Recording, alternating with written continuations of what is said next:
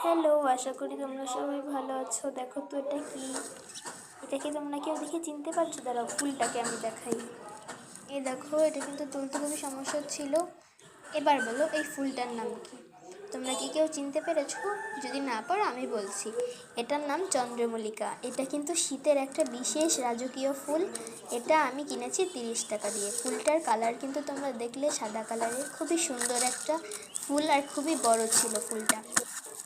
এবার কিন্তু আমি নিপটের টবটাকে এখান থেকে ভালো করে খুলে নিচ্ছি, যেহেতু বেশ কিছুদিন আগে থেকেই মাকে বলেছিলাম এটা আনতে, তার জন্য আমি টবও রেডি করে রেখেছিলাম, তার জন্য আনতে একটু লেট হয়ে গেছিলো। আর তার জন্যই বৃষ্টির কারণে রিপোর্টের পটটাও কিন্তু একটু খারাপ হয়ে গেছিলো। তো ড্রেনেজ সিস্টেমটা যেহেতু খারাপ হয়ে গেছে, সেহেতু আমি কিন্তু আবার ঠিক করে নিচ্ছি।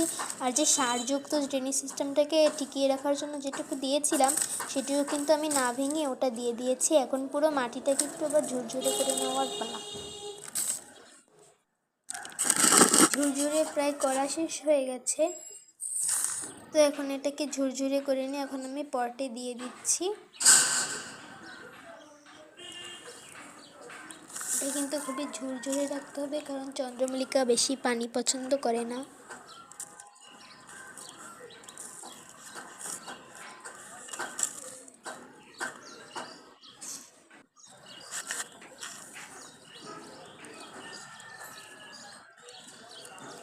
এটাকে এখন আমি খুলে নিচ্ছি।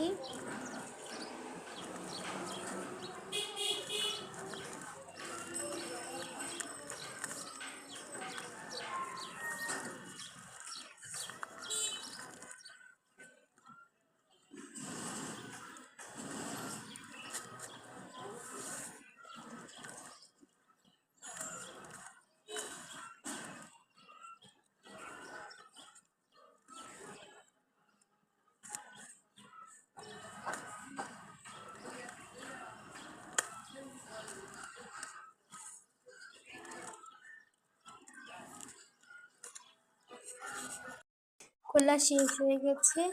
এখন আমি এটাকে লাগিয়ে নিব। এই যে টবে দিয়ে দিয়েছি।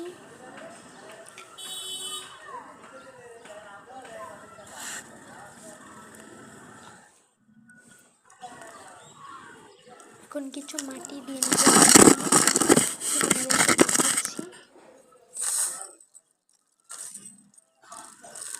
কিছু মাটি দিয়ে নিব এখানে। মাটি দেওয়া শেষ। এখন আমি এই যে সারটা এনেছিলাম গাছের জন্য, এটা কিন্তু চন্দ্রমল্লিকা গাছেরই সার। এখান থেকে কিন্তু আমি অল্প কিছু করে দিয়ে দিচ্ছি।